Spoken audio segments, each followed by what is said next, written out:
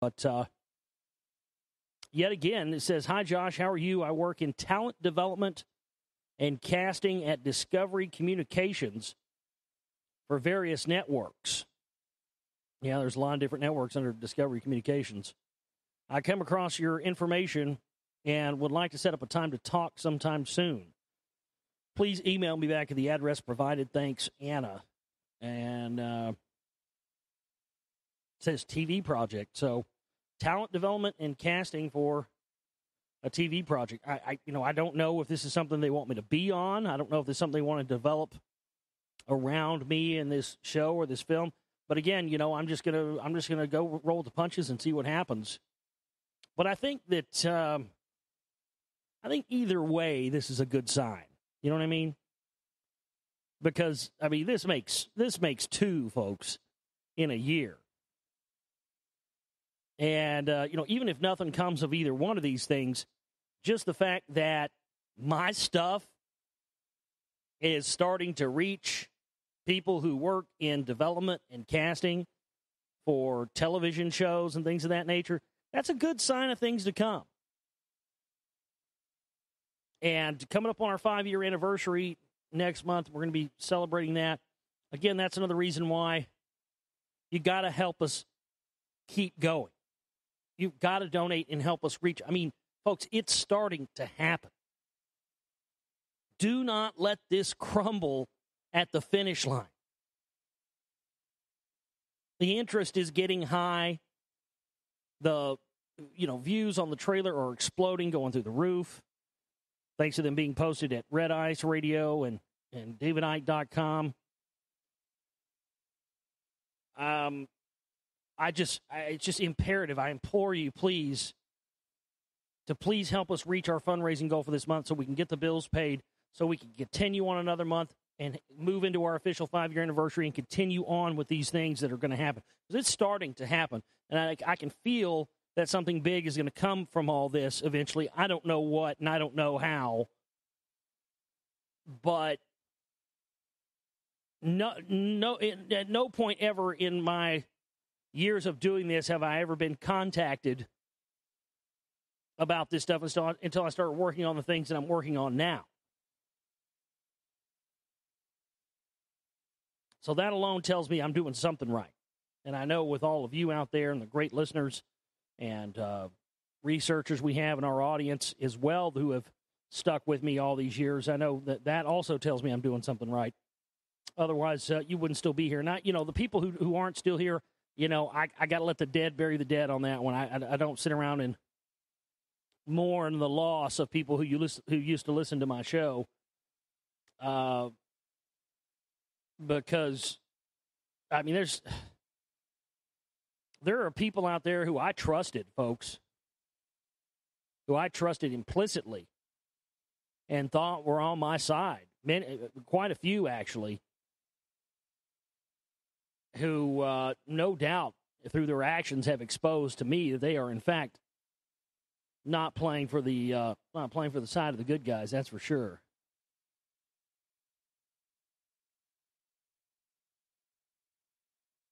I had an email here from one of our listeners, Mike. And Mike says, "Don't trust Frank Joseph." Now, Frank Joseph was the guy who wrote the book that we read on our last series of reading, the Lost Secrets of the Ancient World and all that stuff. It was a great read, but there was some stuff in there that was bullshit, and I called it out for bullshit at the time.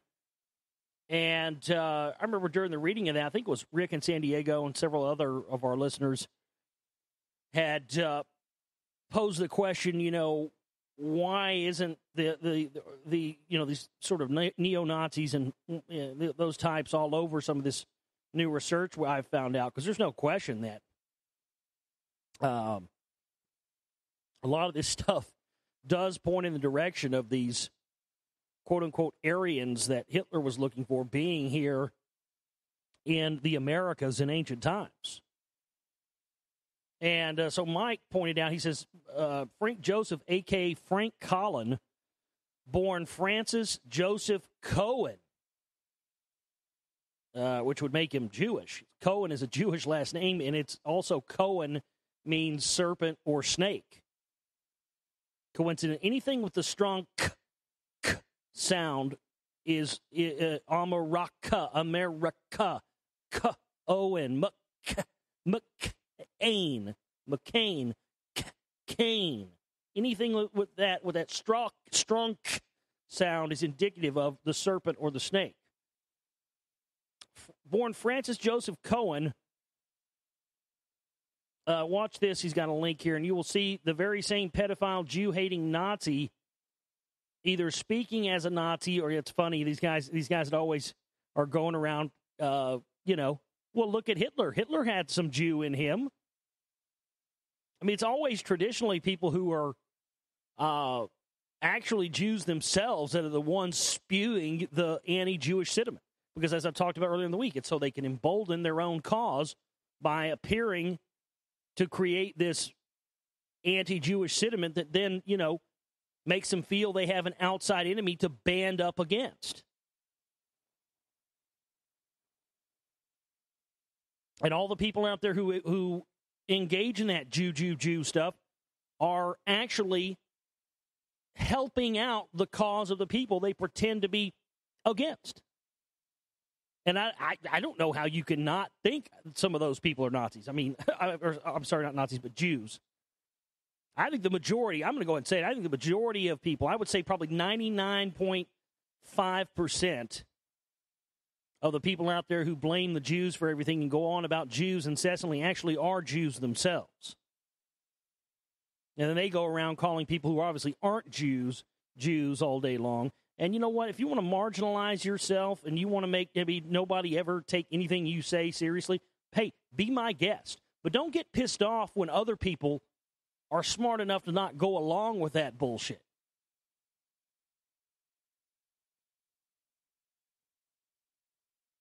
He says, you will see the very same pedophile, Jew-hating Nazi either speaking as a Nazi or giving a lecture on Atlantis to an all-black audience. Frank Joseph must be exposed for what he really is. And my response to his email I sent back to him was, yeah, that doesn't surprise me. I'll check out that info for sure and talk about what I find on him on the show. At the same time, though, a lot of these guys with shady backgrounds actually put out some legit info, but because of their affiliations, their info is never taken seriously, just like Eric John Phelps, who has also put out some verifiable, legit info, but is also a full-blown Nazi. Reading that book, let me be clear about this, reading that book was not an endorsement of him as a person. It was strictly about the info and separating the wheat from the chaff in the same way that I did with Sitchin's readings, who I also know was shady. And that's my response, but I got to tell you, I thanks to Mike, though, for pointing this out to me, and I did go look that up and did confirm a lot of the stuff that he mentioned there. It's unbelievable. Unbelievable. Yet again, we have another example of somebody putting out legit, credible info. Because I can tell you for 100% that a lot of stuff that was in the Frank Joseph book was 100% verifiable, credible info. Same thing with Eric John Phelps. A lot of the stuff he's put out has been 100% verifiable info on the Jesuits and the CMP and a lot of stuff that he's talked about. But again, why is it that all of these guys who are sort of getting into the deeper elements of things, why is it that we always find these guys that always have connections back to either Israel or to the Jesuits or to the Nazis or sometimes all the above? So it's no doubt to me, and I thank Mike again for pointing that out to me, because I did not know this information. I'd not looked into the guy's background. I didn't even know who Frank Joseph was before I read that book. I never even heard of the guy. I was just doing some research and came across references to that book while researching for my new film and said, oh, wow, this got some stuff about the rock wall in here. It's got, there was a lot of really, really good info. Not all of it was written by Frank Joseph either. It was a collection of stories that were printed in this magazine, some of which were written by Frank Joseph, some of which weren't. But it's highly interesting that here again, we have yet another example of someone connected to 100% Nazism.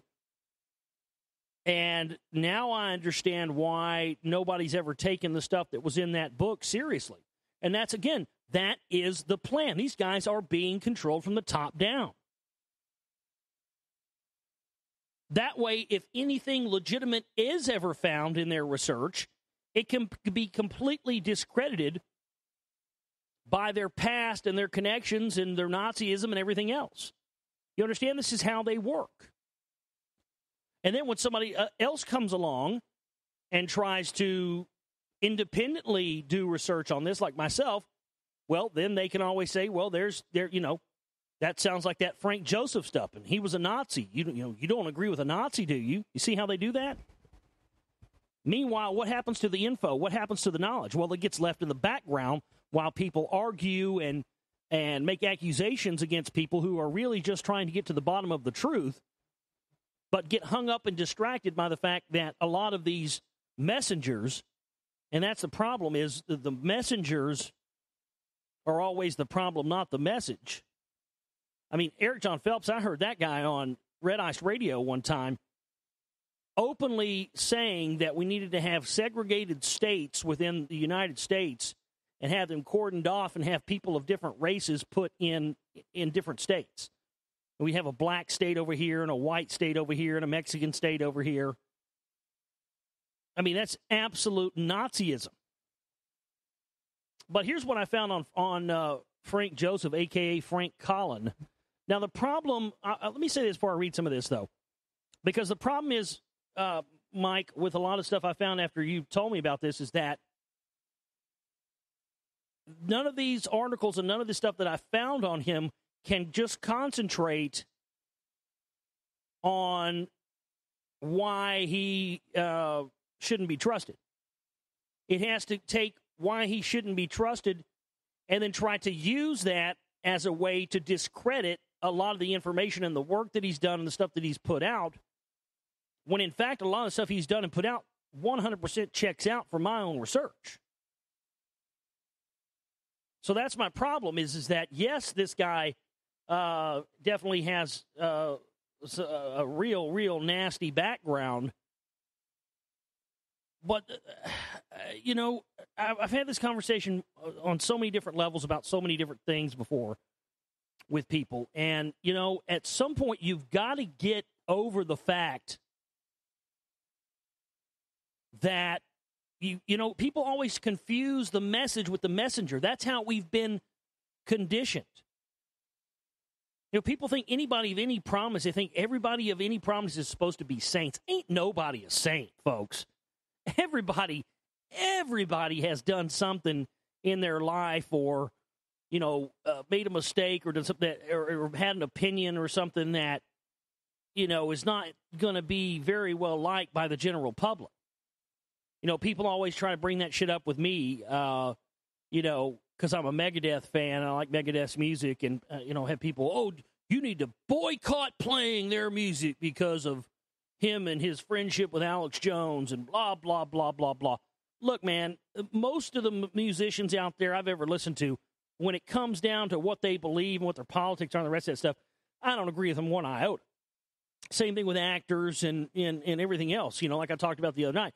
Fucking John Travolta and Tom Cruise, they're both hella good actors. If you hadn't seen Oliver Stone's new flick, Savages, man, oh, God. I mean, I think he got panned by the critics. That movie was fucking rad, dude. And, Bela Lugosi, the gay vampire, Travolta, he was in that. But, I can take, that's just an example of Hollywood actors. I can take some of these Hollywood actors, and most of them are commies and socialists and liberals out the ass anyway, and a lot of them are right-wing fucking nutters as well, like Clint Eastwood and stuff, too. Take Clint Eastwood. He's a right-winger, spoke at the RNC for Romney. I wouldn't agree with that guy's politics for 1 second, but he's a hell of an actor. He's put out some hell of good movies. He's a great director. So on the surface of his art and what he creates and that kind of thing, I can appreciate that. Why does that automatically mean because you appreciate somebody's work that you automatically have to be in lockstep with who that person is personally? I don't understand why this is such a constant thing with the majority of the public. And a lot of you out there, I don't get that. I've never been that way. I have the ability to be able to see between, what a person's output is. Again, Eric John Phelps, he's put out some great work. But, I fucking wouldn't be in agreement with anything that guy has ever done either. Again, John Travolta, Tom Cruise, both those guys, they've done some good movies, right? They've done some good acting. But they're both fucking Scientology, brainwashed fucking queers. And I can't relate to either one of those guys on a personal level. But from the standpoint of, artsmanship, you can appreciate what they've done. Again, rock bands, most bands out there.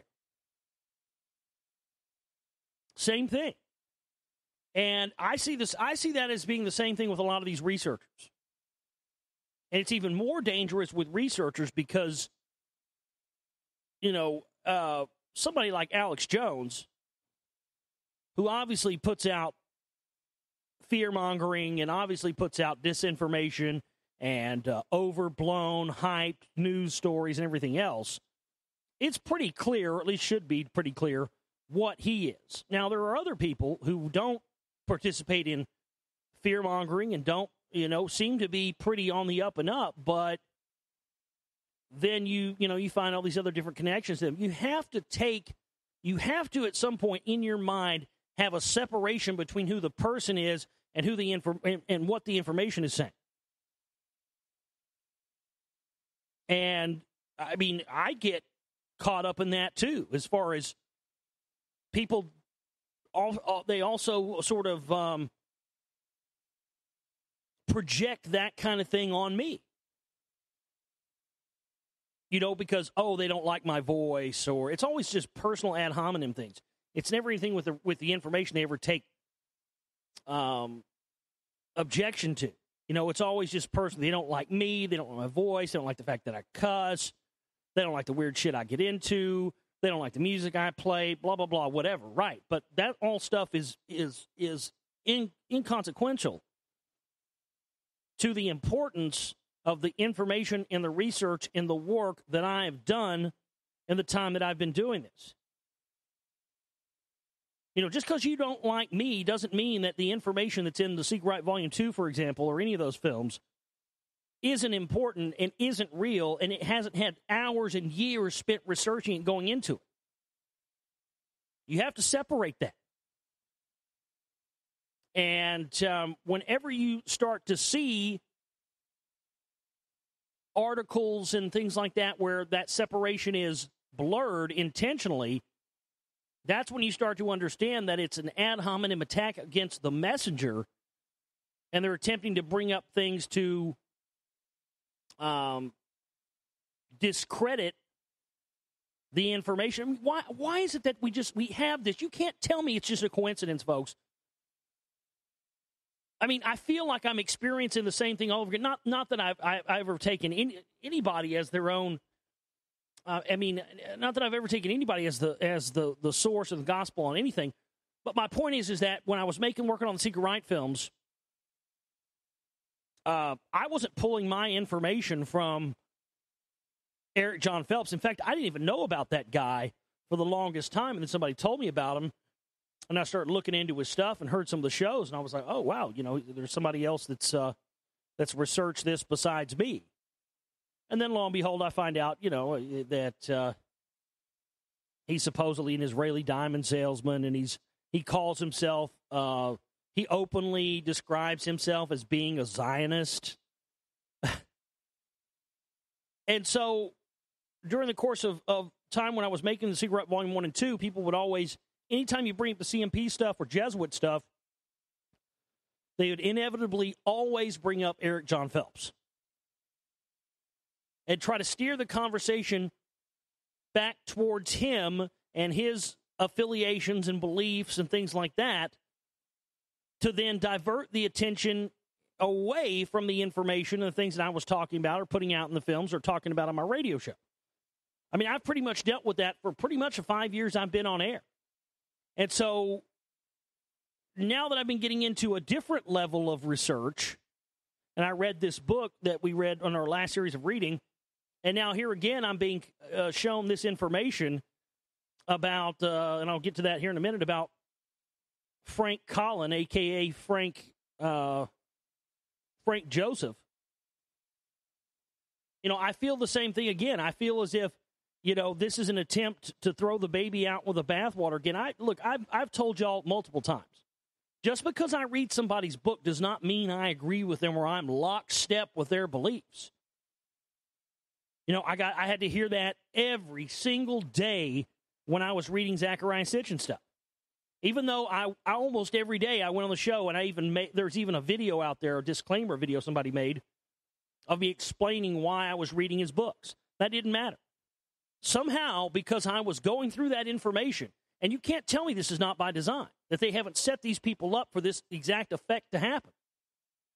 So that anytime anybody starts getting too close to the truth of something, they automatically have a gatekeeper who is easily discredited and associated with that same information, so that when you start to do your own independent investigation, as I am, and your own independent work on bringing this out, as I am, there's always somebody they can find to dig up that's associated with the same similar information that you're getting into to say, oh, well, blah, blah, blah, blah, blah. That stuff, that sounds like what Frank Joseph talked about. We know he's a pedophile Nazi, blah, blah, blah, blah, blah. So,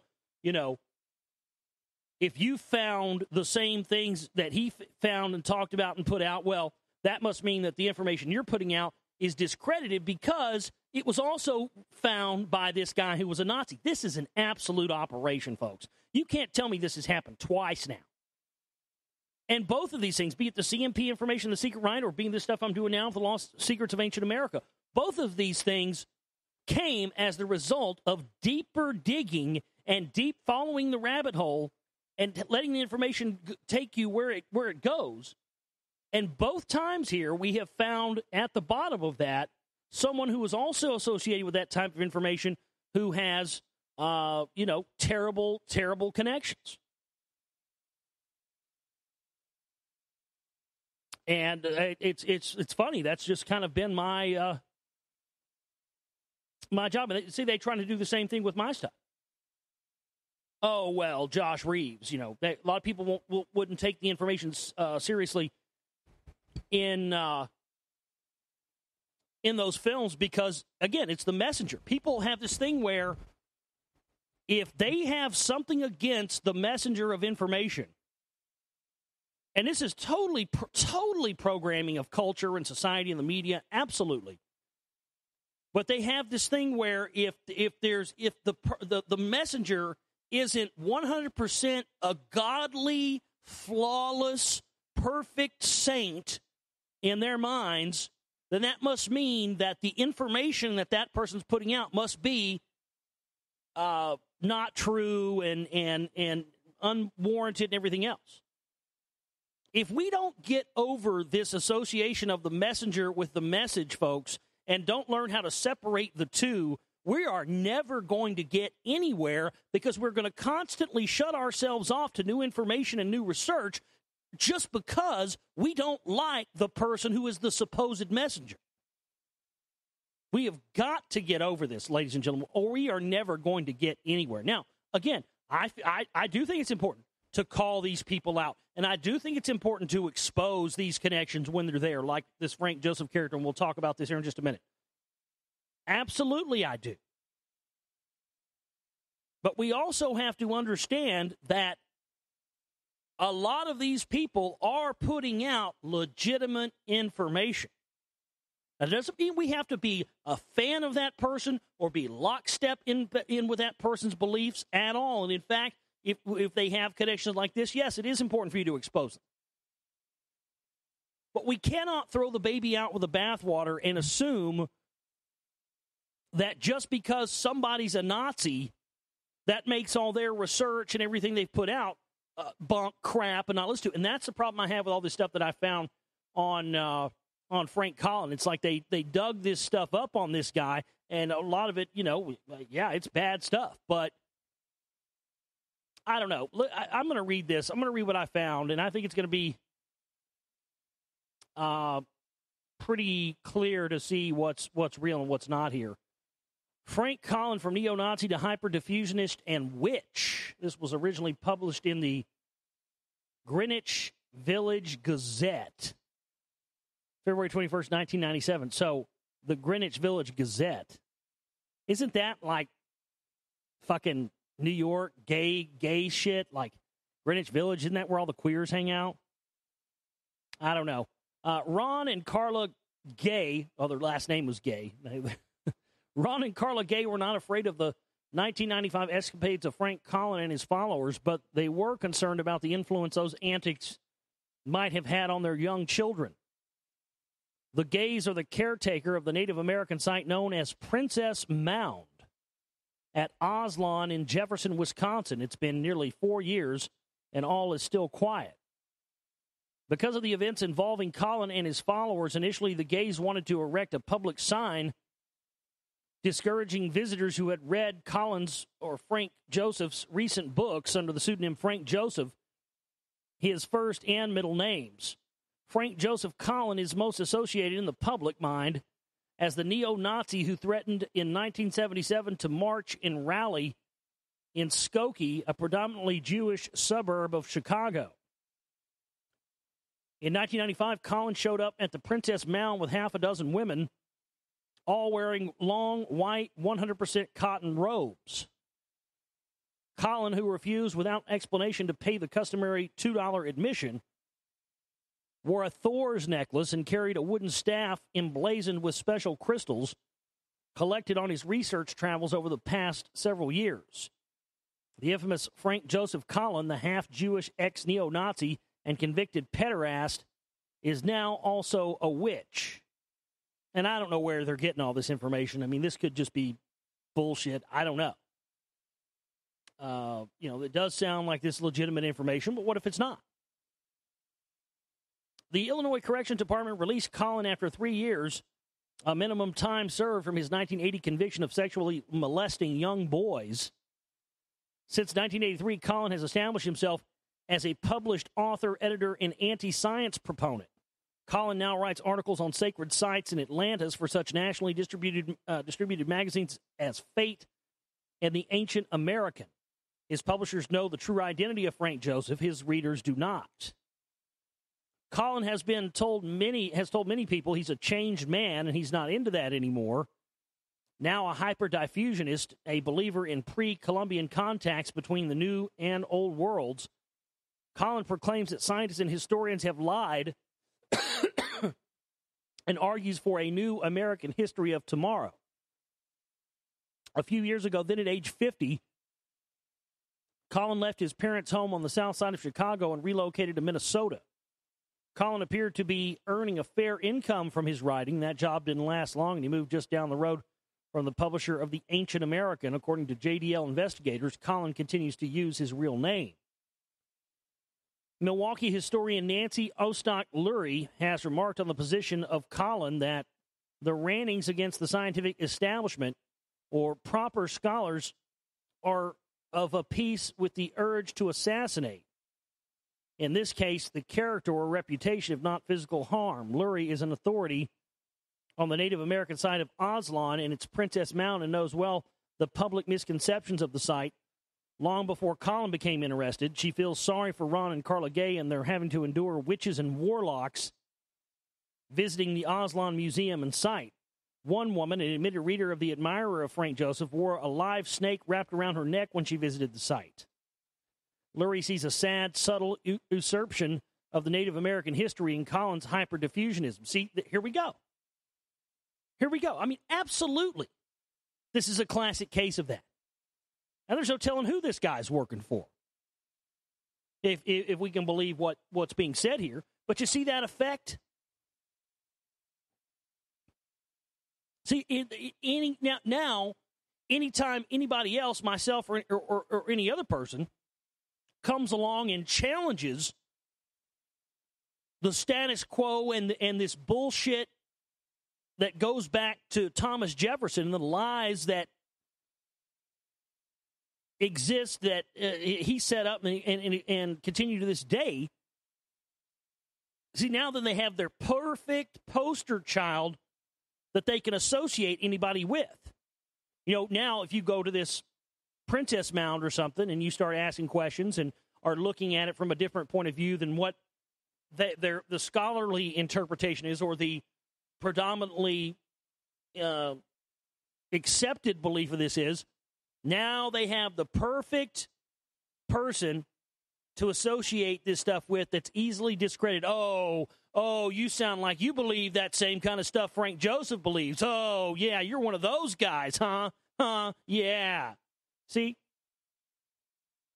Which tells me, ladies and gentlemen, that, if they're resorting to doing this, anytime they resort to having somebody associated with a particular piece of information or particular area of research that's easily discreditable, that tells you right there that the research that you are getting into is even more credible than you know. That's definitely what I found out about the CMP stuff and the Jesuit stuff as well, and more and more of what I'm finding out with this. Because they always have somebody waiting in the wings that is the biggest, most outspoken and boisterous voice of that particular topic, that they can then say, oh, well, if you believe that, you must be in lockstep with Frank Joseph, the pedophile Nazi. See how that works? The Native American tradition of building earthen mounds is not a Native American tradition.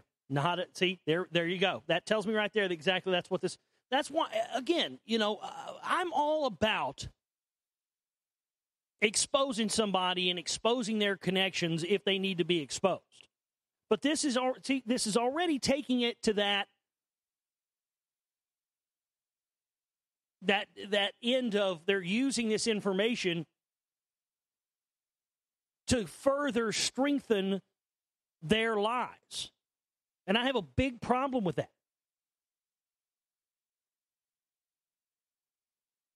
It's absolutely an absolute lie. Before Thomas Jefferson, nobody in the scientific community or anywhere else believed that the Native Americans built any of those mounds. How do you think that they got the people to buy into Manifest Destiny? Have you done any research besides what they taught you in school about Manifest Destiny? You should. Because they declared under Manifest Destiny that the Native Americans had nothing worth preserving, nothing worth saving. They were basically savages, is what they referred to them as. They had no indigenous culture, nothing on their own that they created that was worth saving. And then, once they got Manifest Destiny and they got all of them wiped out, then after that, they turned back around and changed their story and said, oh, wait. Yes, they were savages. Yes, we needed to wipe them out. Yes, we needed to steal their land. But we made a mistake about them not having anything worth preserving. Saying, by the way, we found out now, we didn't know this before, they actually built all these mounds when it was actually the scientifically held belief throughout the world was that a separate race of builders called the mound builders built the mounds all around the world in the United States and everywhere else. But after Thomas Jefferson, he single-handedly changed that because, why? Because he started to notice and find in his own research high-level, advanced knowledge of astronomy, solar alignments, building, the rest of this. And so he knew he couldn't say that this was the natives that did this, and even he wouldn't believe that. So what he did is he, in turn, took all the information that he had learned, because that was one thing that he started discovering, was that city grids and street grids were already there and already existing long before the time of the Native Americans or Thomas Jefferson or anybody else. I've talked about this before, but it's an absolute fact. Have you ever thought about, did you ever give any thought as to why cities in the United States were decided, like why did they pick the specific spot in all of North, just where I live, but why did they pick just the specific spot to set up the city of Dallas? How come they didn't pick, 50 or 100 miles east, or 50 or 100 miles south, or 50 or 100 miles north, or 50 or 100 miles west, where there's still absolutely, you get 50 or 100 miles out, it's still pretty rural and country out there. But how come they they did it here and not there. It's because, ladies and gentlemen, and it's the same case in all the cities around the country. I found it in almost every city in the United States, is that there were already pre-existing monuments and habitats that were there long before the first people came in to settle these lands. Street structures and city grid structures in many cases were already there and established. They found these mounds in almost every city. And there was already a nationwide system of travel and roads and trade routes and everything else set up before the first colonies came across America and came across to the West.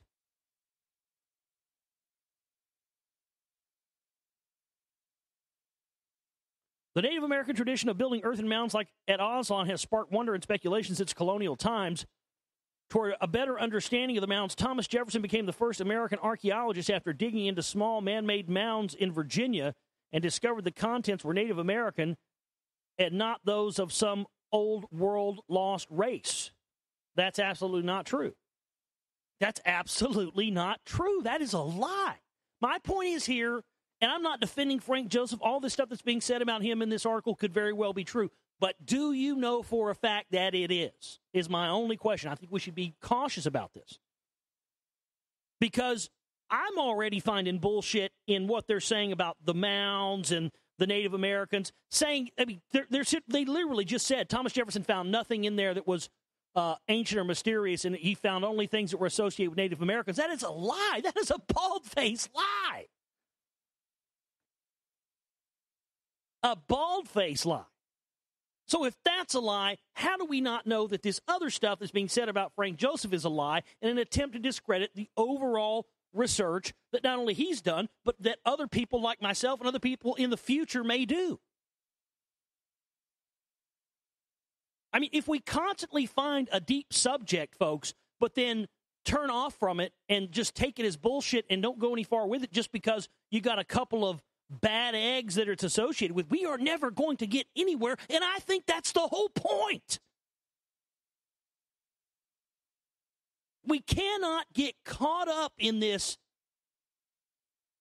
bullshit personality crap. That's the problem. I can't read any more of this. I'm not convinced either way. Look, Frank Joseph may be a fucking Nazi, and he may be a pederast and everything else, and yes, he is a Jew. And if all those things are true, then yes, they need to be exposed. Again, I didn't take the guy's work as the gospel anyway. I thought it would be a good read because it jived with the stuff I've been talking about. But at some point, we have to. This is why it's important that you do the research for yourself, ladies and gentlemen. I've been saying that every day for goddamn forever since I've been doing this show. And this is another reason why I tell you have to do your own research. Otherwise, if you don't do your own research, then you're going to hear stuff said about people, and you're just going to turn off from it and never think anything about it and never find out if that's the truth, and you're just going to think it's bullshit because somebody told you or you heard on the internet or saw a YouTube video or a website that said so-and-so had connections to Nazis and so-and-so was a pederast or so-and-so, fucked your sister's neighbor's dog at 31 Flavors last night, whatever it may be. And then, boom, because of that, oh, well, there's a Nazi, and he's this, and he's a socialist, and he's an Israeli diamond salesman. So, anything he says is automatically discredited because of that. Why? Why? Don't you think for a minute that's the whole point?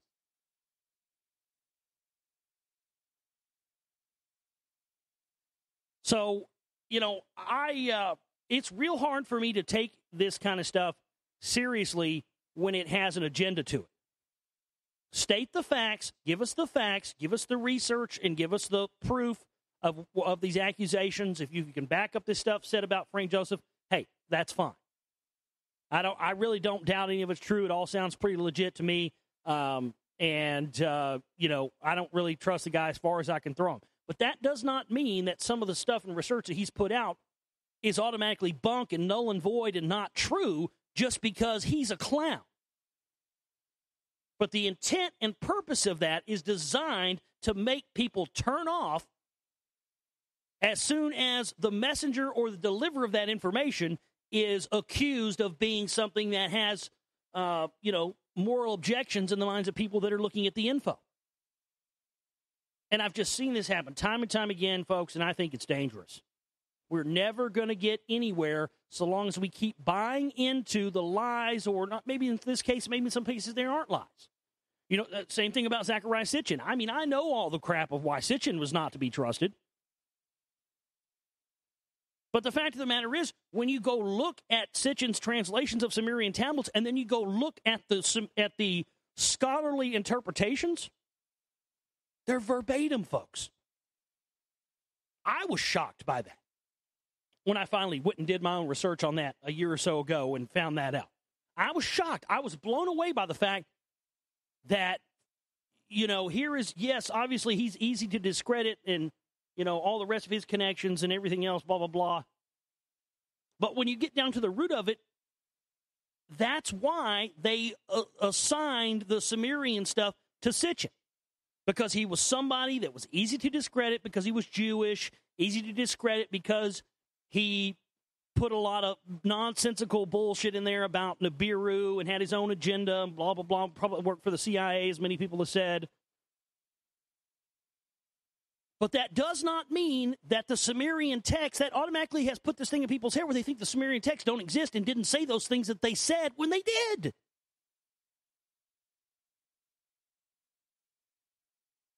This is like a constant theme for me that I've run across, and I just have not addressed this enough. It was time for me to address this after getting that email tonight, because it just seems that this has been the common theme any time that in my research, that I've started to get into deeper territory and really groundbreaking deeper territory and start to have paradigm shifts. In every case, be it the Sumerian stuff, be it the CMP and Jesuit stuff, or be it now this hidden archaeology stuff, in all these cases, we have gatekeepers and shills that are associated as the big front men and figureheads of this knowledge. And conveniently, there's always plenty of info. You ever notice that? Conveniently, plenty of info and rumors and everything else on any of these people. Always. Oh, Sitchin was CIA and this, that, and the other. Oh, Phelps is a Zionist, which he admits to, and talks like a Nazi and wants to put people in segregated states and is an Israeli diamond salesman and the rest of the stuff. But it's just interesting. Isn't it interesting? I mean, come on, folks. There's no such thing as coincidence. But so we're supposed to just believe that it's a coincidence that every time we get into deeper information, there's always conveniently some gatekeeper attached to it who's easy to discredit, thereby discrediting the information in the eyes of everybody else? Because and all the people who I have worked with in this genre, ladies and gentlemen, since I've been doing radio for 5 years now, and every single one of those people, listeners, radio hosts, etc., in every single case, and I mean 100% of the time, their main affront to deeper information is always a connection to somebody who's heavily associated with it, who is easy to discredit. And I have seen radio hosts and researchers completely turn themselves off to topics they probably should be researching strictly because it's associated with somebody who's easy to discredit. And this is an endless, vicious cycle that we are never going to get over if we don't address it as a problem and attempt to move forward past it.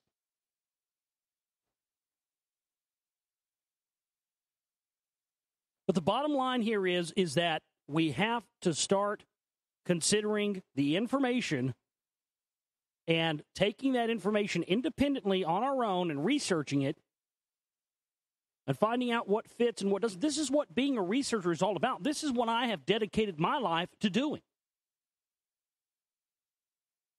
is finding the real facts and truth for myself. And the fact of the matter is, I found a lot of the stuff that these shady, quote-unquote, messengers have put out to be verifiable and true. But because we have this thing where we automatically have to accept the messenger to accept the message, I mean, and as I said, that's, believe me, I've had to deal with that with myself, not only with the obvious, and finding that with researchers and stuff, but dealing with that in my own personal life and dealing that with people projecting that same mentality onto me. Nobody, folks, is perfect. But, because there never seems to be, and I got news for you, there never will be. Think about it. In every single person that puts out any information in any walk of life or field, you can find something about that person that you're not going to like. And that will always be the case. There will never, ever be, because there are no perfect people. Nobody is perfect. There is no perfect person alive in the world today. It's impossible, and there never will be. But because we are imperfect people, this has set up the precedent for them to be able to take information and discredit that information because people are just people. I mean, I've had friends, family members, people who I've tried to wake up to important, credible, real information who won't listen to it or won't think it's true because I'm the one that's saying. And then they hear, I can't tell you how many times it's happened. I've been laughed at telling people stuff, and then, a period of time will pass later, and they'll hear it, the same thing on TV, and then they'll I'll hear them talking about it, and I'll be like, yeah, I told you about that 3 or 4 years ago, and you laughed at me. Don't you remember that? And they'll act like they don't remember. Oh, no, I don't remember that. I don't remember that ever happening. See, me, I remember every detail of every day of my life since my 3rd birthday. And that's one of the flaws of my brain. One of the things that really gives problems with my relationships with all people, friends, family, whatever, is because I remember every detail. Most people only remember what they want to remember. And then when I bring up the details exactly as it happened, they say, oh, no, that's not how it happened. We didn't say that, blah, blah, blah. I can't tell you many people. My own father, my own dad told me to get fucked and told me to get the hell out of his house and not ever come back because I told him that fucking Benjamin Franklin was a spy for the British Empire. And was in the Hellfire Club and was a deviant and a sex addict and all this stuff. He told his own son to get fucked and get out of his house. And then about 6 months later, that shit was on the History Channel. My dad was a huge History Channel nut. And, boy, you should have seen. I mean, he wouldn't even talk about it. He wouldn't discuss it. Wouldn't even bring it up. Oh, go get fucked, huh? Get out of your house, huh? Yeah, there it is on fucking History Channel. Now, how about that? How about them apples? Didn't want to talk about it. But because the History Channel is seen as some, purveyor of all truth and knowledge, well, then it was like, oh, well, shit. That is the case. But never did he admit he was wrong, and never did he admit that I was right. And I've been treated that way by many people. And I'm not the only one. That's the thing, folks. Because of our societal programming and because of the way that we've been bred and programmed through media and culture and everything else, we have this constant thing where if we hear something that we've never heard, we automatically assume that it must not be true. Otherwise, we would have heard about it already from someone other than, Josh Reeves or Zachariah Sitchin or whoever it may be. And that is why this stuff has continued to stay exactly where it is and why no progress has been made. Because we don't suck it up and don't take the time to take this information separate from the messengers and take the time to dig into it on our own. We're too busy worried about the football game that's coming on this week, or we're too busy about what we got going on at work or our girlfriends or whatever. God, I could just rant on this stuff all night because it's the truth. And that's the bottom line. That's a fact. And again, there are people who, because they don't like me and they don't like the things about me, automatically assume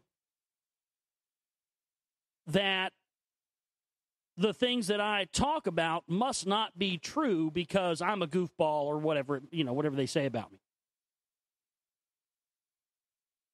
And that's, if that doesn't stop at some point, ladies and gentlemen, if we don't at least try to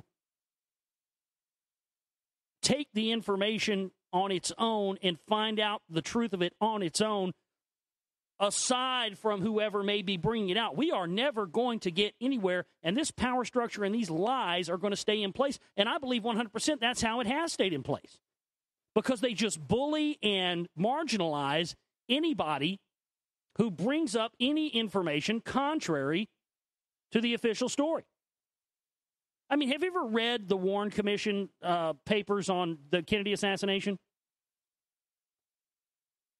Anytime they had anybody that had credible evidence or stories and were witnesses of things that they saw,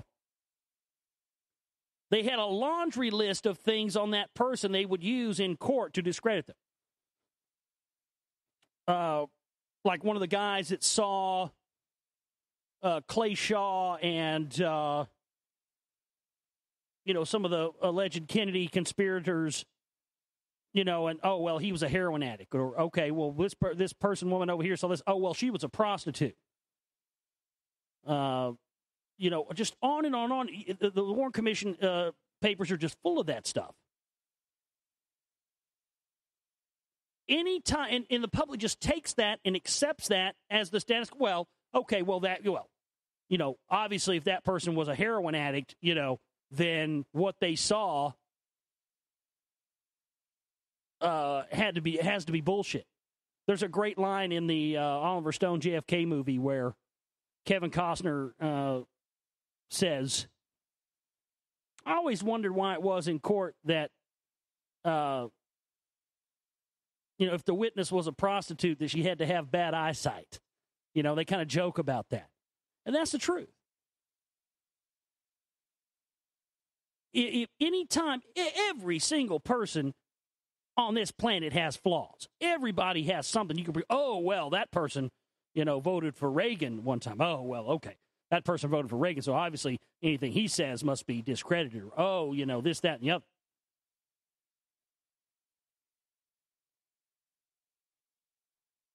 And that is 100%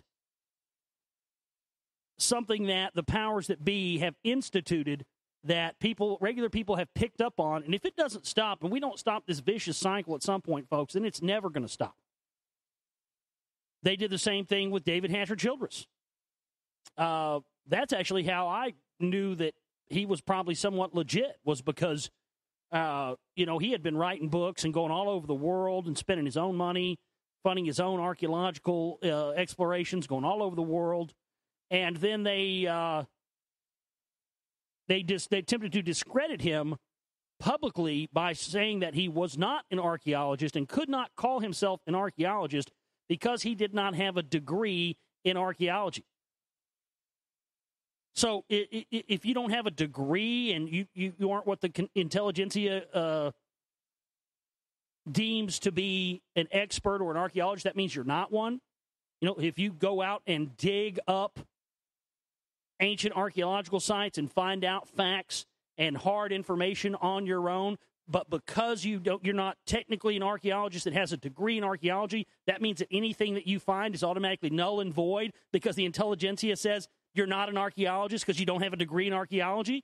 But you can have mountains of evidence and things stacked up that you personally found, but those are discredited in the public eye or attempt to be discredited in the public eye because that person doesn't have a quote-unquote degree.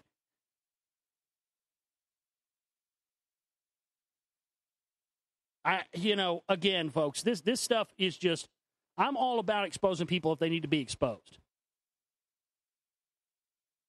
But at some point, we have to make a separation, expose the person, expose them. But what if their work and their research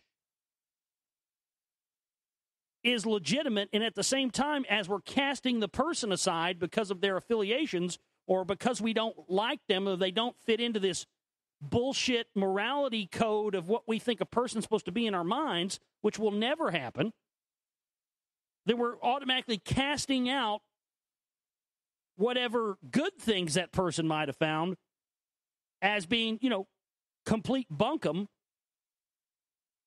because that person is bunkum. I'm sorry, I go on this all night. Oh, it's bullshit, man. And look,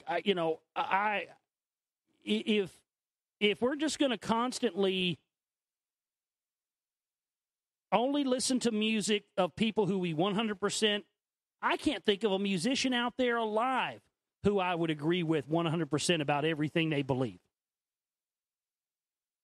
So that means that I'm just going to stop listening to music altogether. I mean, there are literally people out there who have come into, the research and come into the truth movement and stuff who literally have that attitude. And I'm not going to sit here and lie to you and say I didn't kind of get that way a little bit for a very, very, very short period of time. But then you just realize it's just retarded to be that way. But there are some people, man, who it's like they won't watch this director's movies because this director is, a left-winger and voted for Obama and they're a socialist. They won't watch that person's movie. Or they won't watch that actor. They won't listen to that person's music, this, that, and the other. And eventually, you're going to get to the point where there's going to be, I'm already to that point. I mean, there are so many. That's why, as I talked about the other night, I don't go on many radio shows. I don't have on that many guests because the list of people I would want to have on or whose shows I would want to go on or people I would want to interview is very short because most of the people that are out there are, not only are they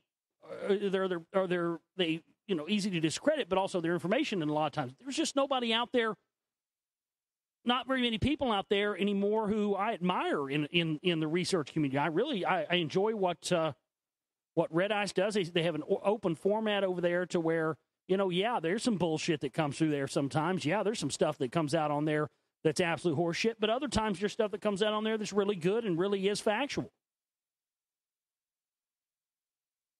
And it has to come down to the individual at some point. We have to take responsibility for ourselves to decide what information is legitimate and what isn't, instead of having it decided for us based on the personality characteristics or background or associations of whoever the person that is bringing the information out. And that's been the constant thing. I think that's probably the 100% biggest piece of adversity that you deal with in this kind of realm. I mean, there are people out there, hundreds of people out there. There are people out there who won't listen to one iota of the things I say or talk about, not because they don't believe that they're true or possibly true, but because they just flat don't like me. And I'm telling you, folks, that's we are never going to get anywhere.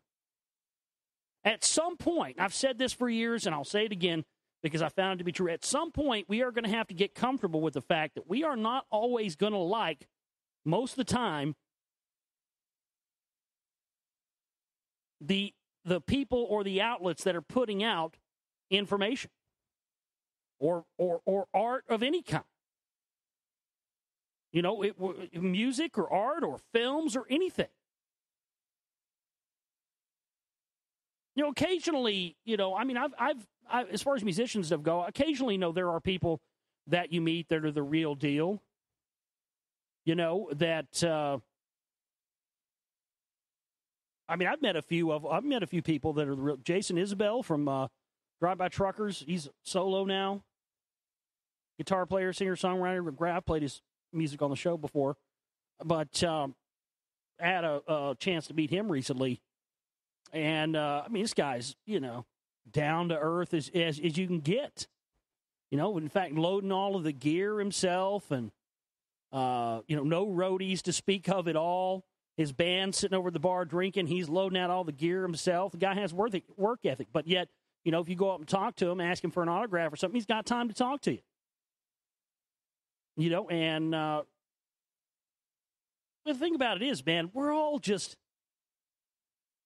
Nobody's perfect.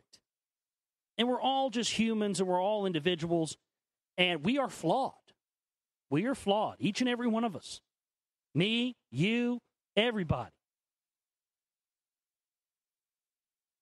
But if we ever want to get to the real truth that we all seem to be seeking,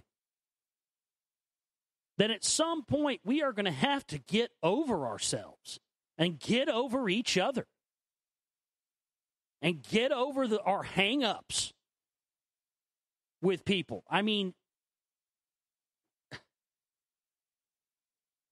nobody is ever going to be somebody you can 100% agree with, but that does not mean that that person, that individual, may not on some level be putting out things that are important and that you probably need to be paying attention to.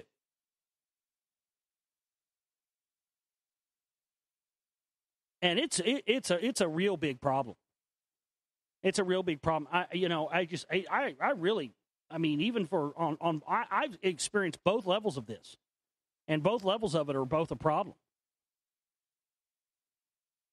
You know, I have to run into this kind of stuff when I'm doing my research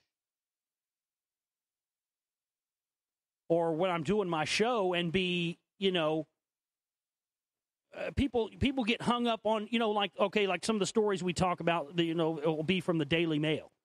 The Daily Mail puts out anything, and that's what makes them good. Now, yes, they put out some bullshit,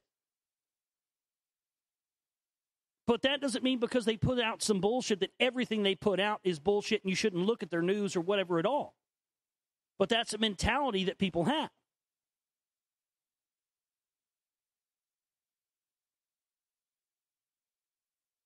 There's never going to be a perfect messenger, but at some point we have to take responsibility enough to where we are able to discern for ourselves what's bullshit and what isn't.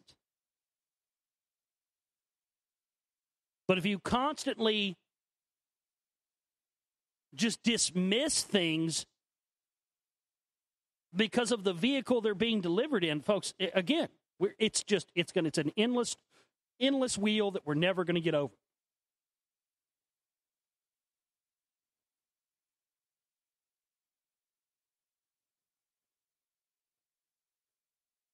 Oh, man. I'm just not even in the frame of fucking mind to do news at all tonight, honestly. There's really not that much. They're saying the mysterious Baltic Sea object, this is a great case of the scientific community and scientific outlets putting out blatant disinfo and taking things out of context. The story we've covered here, the Millennium Falcon looking thing underneath the Baltic Sea that they've been trying to find out what it was for quite some time now. The thing they said was looked like a crash UFO or a crashed Millennium Falcon from Star Wars underneath the ocean. Well, there's been some new revelations come to light on this. There's actually a photo here out now of an actual close-up of what it looks like. And you can tell that this thing is not a ship or anything of that nature. This is a structure. And you can see where it looks like, I don't know the name of it. It's somewhere in Ireland or Scotland. I can't remember where they're at. Have you ever seen those rock monuments, probably built by the Amorites too, that were like it's like a round rock with there's standing stones where it's like a huge flat rock sitting on top of three big stone pillars? It's kind of like that, and it's got striations in it, in the rock, and it's got a little set of stairs that go up to the top of the thing. This is some kind of structure. But this Live Science article that comes out about it with the headline says, mysterious Baltic Sea object is a glacial deposit. That's what it says. It says, mysterious Baltic Sea object is a glacial. Now, if you read the article and you read what the head researcher actually said, he at no point said definitively that this is a glacial deposit. And it's obvious when you look at it, that's not what it is. And that's not even what he said. He was misquoted. He said that it's possible that it could be something from a meteorite. It could be ancient Atlantis. It could possibly be some kind of strange glacial deposit, but they took that. Live Science took that and immediately made this headline out of it, this banner cap that's definitive, so that people, because they know people don't read the articles. Now, what's going to happen is it's going to create all these problems, because now anytime anybody, 6 months from now, there could be new findings on this thing that come out, right? They could find out 6 months, a year from now, this fucking was ancient Atlantis. And there would still be a big majority of people out there who would say, oh, that's bullshit. It's not Atlantis. It's not Atlantis. They said that was a glacial deposit, some deposit from a glacier, blah, blah, blah, blah, blah. No, because that person, and this is what they count on. They count on people, and they know people don't fucking read. They just put the headline up that says, mysterious Baltic Sea object is a glacial deposit, and boom, that's case closed. Most people see it and go, oh, it's a glacial deposit, okay. But if you read the article, it does not, they still say definitively they do not know what it is. And I'm telling you, it's a structure. It's an ancient structure. This was built by somebody. This is not some natural deposit or something. There's fucking stairs leading up to a platform. To me, it looks like what was described in some of the ancient Sumerian texts as these launching pads. A feature on the floor of the Baltic Sea that was discovered last summer by Swedish treasure hunters is making headlines once again. The latest media coverage draws upon an hour-long radio interview with Peter Lindberg, head of the Ocean X team, which made the discovery, in which Lindberg delivers a string of cryptic and titillizing statements about the strange and mysterious seafloor object his team has been exploring for a year. Lindberg discusses various possibilities for what the object might be. Quote, it has these very strange stair formations. And if it is constructed, it must be constructed tens of thousands of years ago before the Ice Age. The peak of the most recent Ice Age occurred some 20,000 years ago. If this is Atlantis, that would be quite amazing, he said. Atlantis is a mythical underwater city referred to in ancient legends. Lindbergh acknowledges that the object could instead be a natural formation, such as a meteorite that penetrated the ice during the Ice Age, or an underwater volcano. However, he gives the impression that scientists are baffled by it.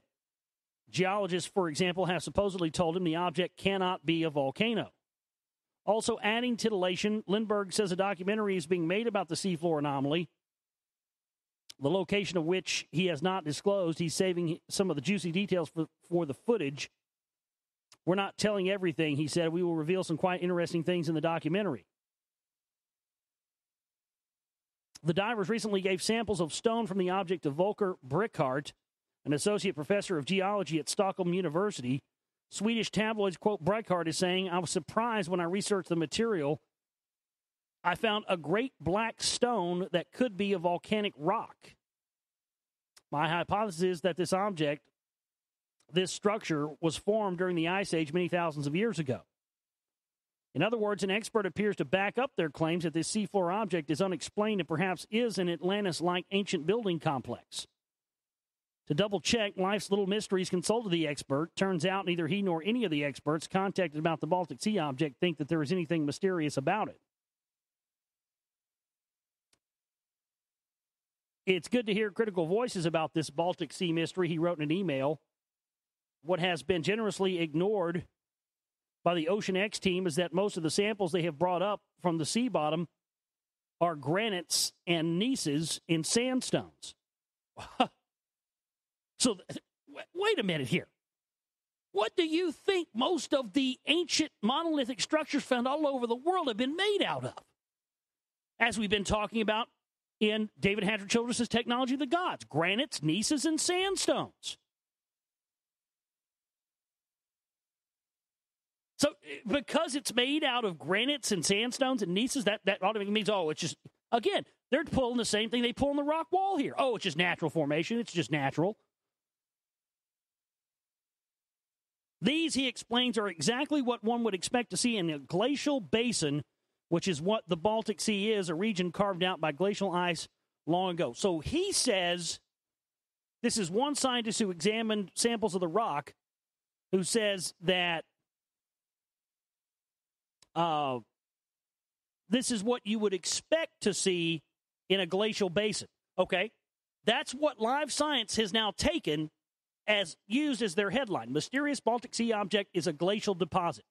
He did not say it's a glacial deposit, and not only that, that is the opinion of one person who looked at a rock sample, not the person who's been under the site with divers and submarines actually looking at it.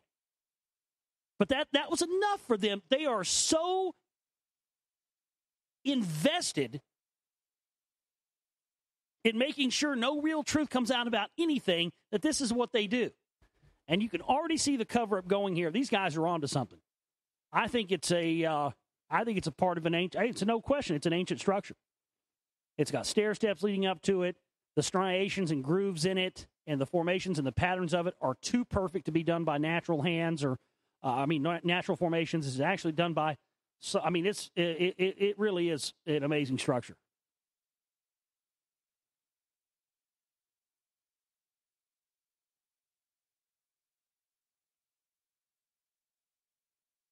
Oh man, oh man, oh man. Yeah, the rest of this stuff is just crap. I'm not even going to cover the rest of this stuff. I don't even want to get any more news tonight. The rest of it's just crap. There wasn't that much to get into tonight anyway, and I got all involved talking about that other stuff. So we're going to continue on with our series of reading here for you tonight. David Hatcher Childress's Technology of the Gods. Don't forget, folks, we have just a short amount of time to get the rest in. We've got a long way to go on our shipping banner for the bills for the month. But we got to have at least $400 ASAP. Please go to the website, theglobalreality.com. Get yourself a membership. Make a donation in the chip-in banner. Use the donate button, whatever you can do. Many hands make light work, and just a few hands can make good work. I mean, if one person can donate that amount, please. As I said, we've got a lot of interest in the work now. I mean, we've had yet another bite from, now Discovery Channel. Things are starting to get hot. We cannot die and let this go by the wayside now. Please support us so we can continue. TheGlobalReality.com. Support our work. Make a donation. Get yourself a subscription. Also support our Indiegogo campaign up there. There's just a few days left on that so we can get this film funded and out.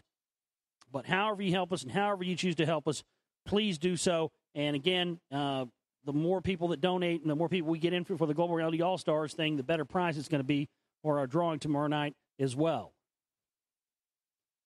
All right, a giant pyramid underwater at Bimini from David Hatcher Childress's Technology of the Gods.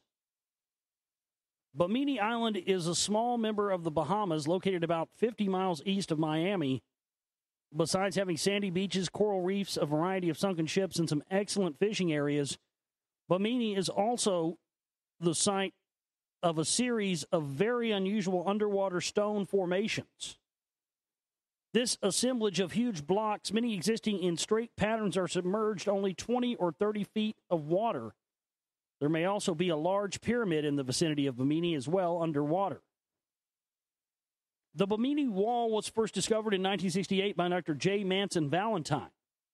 Florida's maverick archaeologist, Valentine first saw the wall from the surface of the water when the sea was especially clear. He was with three other divers at the time, Jacques Mayall, Harold Climo, and Robert Angove.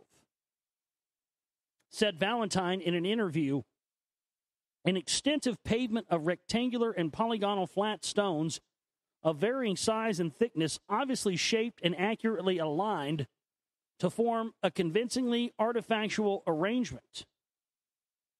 These stones had evidently lain submerged over a long span of time, for the edges of the biggest ones had become rounded off, giving the blocks the domed appearance of giant loaves of bread or pillows. Some were absolutely rectangular, sometimes approaching perfect squares. One remembers that absolutely straight lines are never present in natural formations. And, that I would I'd reference that to this Baltic Sea thing as well. There's straight lines in that. And the rock wall, there's an actual right angle. Those don't appear naturally. Straight lines and very, things that are done, Mason-like are not found naturally, folks, ever. The larger pieces, at least 10 to 15 feet in length, often ran the width of parallel-sided avenues, while the small ones formed mosaic-like pavements covering broader sections. The avenues of apparently fitted stones are straight-sided and parallel. The long one is a clear-cut double series, interrupted by two expanses containing very large flat stones propped up at the corners by vertical members, like the ancient dolmens of Europe. And the southeast end of this great roadway terminates in a beautifully curved corner. The three short causeways of accurately aligned large stones are of uniform width and end in corner stones. Dr. David Zink of the U.S. Air Force Academy in Colorado began doing research around Bimini that continues to this day. His book, The Stones of Atlantis, chronicles his many adventures with many good photographs in the waters around Bimini. Dr. Zink firmly believes that the Bimini Road is a man-made structure, but he has debunked a few of the other structures in the area, including a rectangular structure off Andros Island that was once believed to have been a temple site, but is now believed to be a sponge pen built in the 1930s. In 1974, he even photographed an unusual stone column standing upright that was believed to be the point of an obelisk that stood 40 to 50 feet tall, though most of it was buried in the ocean floor mud. Many believers in Atlantis have been very excited by these finds just opposite Miami, as Edgar Cayce had predicted that the first portion of the lost continent to be discovered would be located in this general area. Cayce, who died in 1945, had predicted that the first portion of Atlantis to rise would be found again in 1968 or 1969. Aerial reconnaissance of this region in 1968 and subsequent dives did indeed reveal these stone structures breaking the surface of the ocean floor. Another possibility is that these massive blocks are more likely the product of an early indigenous Indian civilization. Such a development could have served as the mother culture of the Olmecs and Maya in nearby Mesoamerica, as well as influenced the high centers of South America. At present, however, the weight of evidence is that these rocks may just be unique natural formations. Geologists and archaeologists have not found enough evidence to convince them to change their point of view. They contend that the area is simply composed of rather unusual types of fractured beach rock. Countless books have been written on the Bermuda Triangle, sometimes called the Devil's Triangle, of which Bimini is a part. Most books claim that some sort of vortex or time warp is responsible for missing ships, vanished airplanes, instruments that go haywire, and weird magnetic and atmospheric phenomena. There is good evidence that an energy vortex or gravitational anomaly, as they are sometimes called, is operating in the heavily trafficked waters off of Florida. In this area between Miami, Bermuda, and Puerto Rico, literally hundreds of ships and planes has vanished. In a few odd cases, ships have been found derelict without crews. Very little wreckage has been found. In 1990, it was announced that the 5 Navy torpedo bombers that had vanished in the Bermuda Triangle on December 1945 had been discovered off the waters of Fort Lauderdale. Later, it was announced that these were not the missing planes, but a different set of crashed airplanes with 2 of the craft having the same identification number. According to Charles Berlitz, the grandson of the founder of the Berlitz Language Schools and the author of the worldwide bestseller, The Bermuda Triangle, there are quite a few strange instances that have been recorded concerning the bizarre and life-threatening effects that occur in the Bermuda Triangle. According to Berlitz, an oceanic investigation party on the yacht New Freedom in July 1975 passed through an intense but rainless electromagnetic storm. During one tremendous burst of energy, Dr. Jim Thorpe photographed the exploding sky. The photograph, when developed, showed the burst in the sky, but it showed, too, a square-rigged ship on the sea about 100 feet away from the New Freedom, although a moment before, the sea had been empty.